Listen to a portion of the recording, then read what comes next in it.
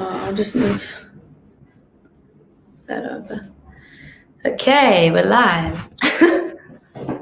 We'll just wait for everyone to join. I'll just double check that we're live. Yep. Okay. Cool. Where's this gone? I've lost you. Oh, there you are. Okay, cool.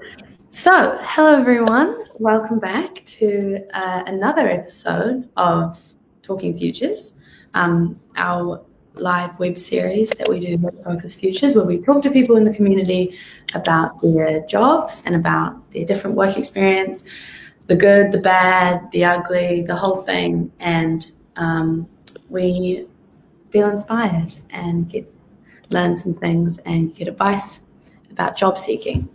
So today we are joined by a very special guest, Holly Rickard-Bell. Hi, Holly. Thanks for joining us today. I'm very excited to hear about all your different job experiences and how you're navigating juggling at university with working, which I know a lot of us who are studying have to do at some point in our lives. Yes. So I might just get you to start off by telling us a little bit about yourself, where you're from, what you're doing at the moment. Right. Hi, I'm Holly. I'm from Auckland, but I've moved down to Wellington to study. And during my time studying, I've managed to get a part-time job at a pharmacy, which has been great. Kept me busy through lockdown as well. I also, in first year, made a bit of a side hustle, if you will, selling little jewelry and craft things that I made, which also kept me going. And yeah, that's where I'm at right now. Awesome. About to finish my degree. Very exciting. Yes. Very, very exciting. Cool. So yeah, I guess what we all want to know is what it's like to be an essential worker, because you're working at a pharmacy, right? So maybe tell us a little bit about, we'll start off by you talking a bit about this current job you have working at the pharmacy, how you got that job, and then we might backtrack and talk about some of your past employment. But it's really interesting to hear from an essential worker like COVID and stuff. Yeah, so it was on Student Job Search about 2 years ago, and I knew nothing about pharmacies, but I saw it was retail. I was like, oh, I've done a bit of retail, I'll give it a shot. And then I got an interview, and then I got the job, which was great. But I found out that I got the job because I was the only person who applied with a cover letter. No one else. Nice. So, write your cover letters, guys. Yeah, definitely worked. And also, when something's on Student Job Search, they don't really expect you to have too much experience. They are just looking for someone they can hire quickly. Absolutely. Yeah, it's definitely what I found. Yeah. And so it's been really good working. I actually didn't mind working as an essential worker. It was really nice to, still have people to go and see and things at work, but it's quite a small team and it was super quiet. So it wasn't too stressful, but it was a bit difficult juggling online uni and then extra shifts for sure. Yeah, absolutely. And I guess that's the case for a lot of uni workers, having to really navigate hours with their employers to make sure that the balance is okay between study and work, right? Yeah. I've been very lucky with that because there are quite a few part-time students and we sort of share the load with each other, all in pretty high comms. It's quite flexible, but there definitely have been times where I have to, make sacrifices and work less so I can do more study, and then vice versa. But I think I've found now a good equilibrium of the two. Yeah, absolutely. So also just thought I'd mention everyone, just remember that if you have any questions at all, just write them out and we'll do our best to answer them. So don't be shy. And I guess one question I like to ask people, it would be interesting in your pharmacy job, you say that you sort of didn't have a background in like working in pharmacies and things. So was it sort of a daunting prospect? Like, what did you learn from it really? Like, what are the skills you gained? One of the things that surprised me the most was how many strangers trusted me with medical advice. I have to say, no, you can go and speak to a pharmacist, or it definitely took me quite a while to learn enough, but there definitely is a point where you say, look, I can't actually help you, and that's fine. That's just the nature of the job. In between, there's normally about 6 people in the store at any one time, so it's no drama. But I sort of focused on the post system and small retail items. So most of the time I'll be at the till processing people's post, whether it's domestic or international, and all of the admin that goes with that, which I thought I wouldn't like, but it's quite satisfying. Nice. That's cool. So I guess apart from the pharmacy job, you've also had a bit of a background in, well, I was looking at your CV actually, you've had a bunch of different jobs, but retail, you've had a couple of retail jobs, which would have been relevant to that pharmacy role. So what was it sort of like entering into the retail space? You had a cool job over the summer. Tell us a little bit about that and like why you enjoyed it and what's good in retail, really. Yeah, so I applied for a retail job. I went home for the summer to stay with my mum, and I applied for a fashion retail job. And it was a 4-month contract just for the Christmas period when retail gets super, super busy. So if you're looking for a job for Christmas, try retail because they need heaps. Yeah. And that was different. I had to wear high heels and fancy dresses and work with a whole bunch of customers in like a demographic that I'd never really worked with before. And I made some amazing friends, and it was great. But I think, that one was different for sure. Because before that in retail, I'd interned at a jewelry store, but that wasn't too customer facing.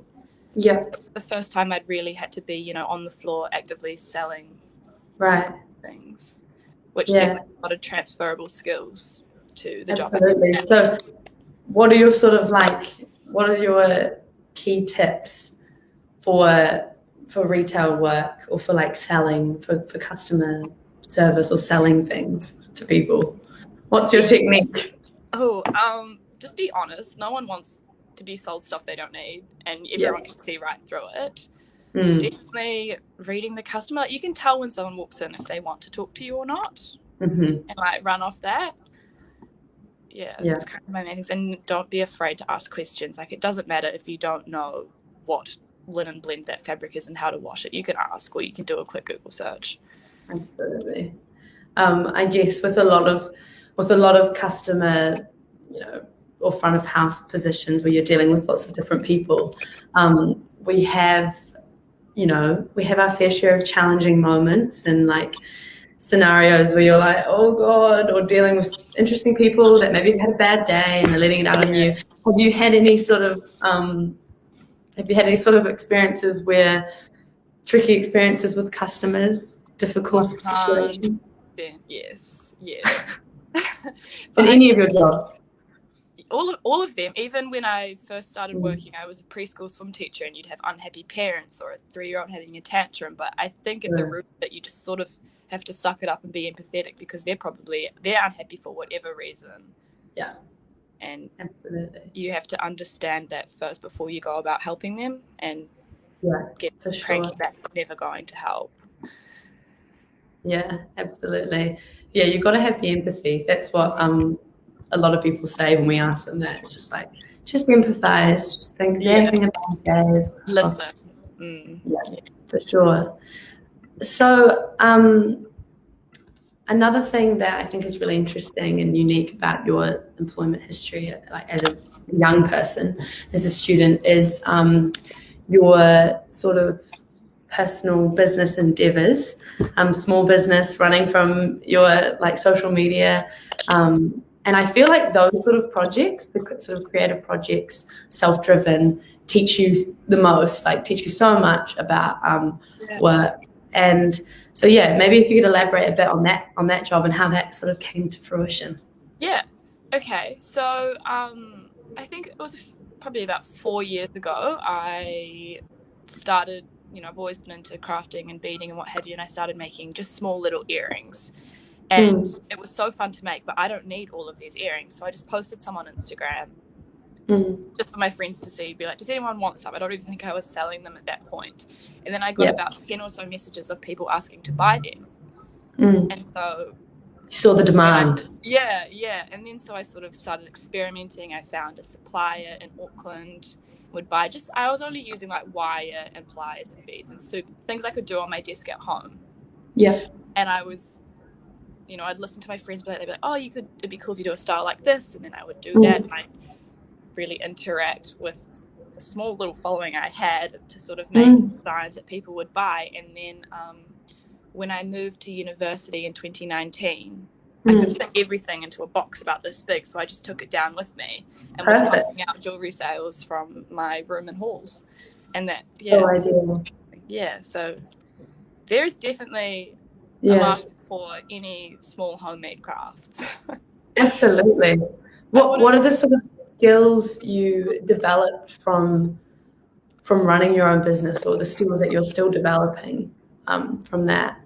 I think time management was definitely a huge one, because whether I was working full-time over the summer or at uni, I still needed to dedicate a certain amount of time to it. And yes, it was fun, sort of like leisure time, but then you still have to, go to the post office 3 days a week and put in all your orders, and then check that I was actually making money and not just putting everything back into buying more supplies and sending things off. And absolutely. So I think that's cool. Yeah, it's good to sort of like it's nice to just like have a crack at that sort of creative pathway, and especially if you're working part-time as well, in retail or at the pharmacy, but you're still pursuing that. I always encourage people to still involve their passion in any way they can while they're working. It makes life more enjoyable, I guess. Yeah, it was definitely just a hobby that I had no idea would make a bit of money, so it was great. Yeah, absolutely. So you're a very busy girl. You've been doing a lot of different work endeavors and creative things. And of course, you're also studying at uni. So just tell us a little bit about your degree and you're almost done, I guess. But tell us about your uni stuff. Okay, so I study a Bachelor of Science in Economics and Environmental Studies. So there's a lot of crossover between those two majors, even though they're from different departments entirely. So it's a lot more of a social science degree, I would say. Very, a lot of climate science and social geography and a little bit of history. And then on the economic side, it's quite, economics. But, wait, what was the question? What are you studying and what are you studying? Why did you decide to study what you did? I chose environmental studies because it was so flexible and I could still do economics to get points as well. They fit together nicely, and so I've been able to do electives in Antarctica studies, which I love, and even been able to slip a drawing paper into it. And so I think I mostly chose it because I did have quite broad interests, and that sort of was the most flexible. Yeah. Absolutely. So when you were finishing school, did you sort of know that was what you wanted to do? Were you like, I'm going to study that, I've always wanted to? Or did you have a difficult period of deciding what you wanted to do, whether it was uni or anything else? 100%. I think I had a rough idea of what I wanted to do. I wanted to get into sort of urban and environmental planning, but taking the narrow degree to get there terrified me, and I did not think at 17 I could have decided that. And so I took the broader route, and if I do still want to go on to do that, I'll just need to do a postgrad degree, but I still don't really know. So, but I'm very grateful that I chose the degree I did, because it's in the same field and it's a broader approach, and that calms me a bit. Not too scary. I think that's a good thing. That's a good thing you touch on about like taking a slightly broader route at that early stage of your life. I think it's not, you want to keep all those doors open. You want to keep it broad, in case, like we do when you're young, like you suddenly want to do this, and then you suddenly want to do this, and suddenly want to do that. So I think that was smart. I guess, do you have any advice for people that are leaving school? Some of our clients have just left school and they've got that period of like, I don't know what to do. I don't know whether to go to uni, do further study, apprenticeship. What would be your advice for people that are sort of making those big decisions? Because I know you've had to make lots of big decisions as a young person. Yeah. I think the most comforting piece of advice I got given was you don't have to do any one thing your whole life. You know, whether that's a job or an apprenticeship, or even if you're getting a degree, you don't have to work explicitly in the field of your degree for your whole life. But for example, my mum did art history and now she works in finance. Like, your degree proves that you are trainable and you are passionate. Absolutely. Obviously study what you love and what you want to work in, but it's not the end of the world if your mind changes. Yeah, that's really good. And I think that's comforting for everyone to hear, because, you know, what we often talk about, like with clients on the program, is sort of when you get given an opportunity to work somewhere, it's always good to just really focus in on a positive of that job and what it's going to offer for you. You know, how you're going to upskill. And you're a good example of all these different, you know, all the different natures of different jobs. You know, you're just taking little pieces, taking little positives and upskilling yourself in a bunch of ways. And you managed to, you know, gain a lot of transferable skills.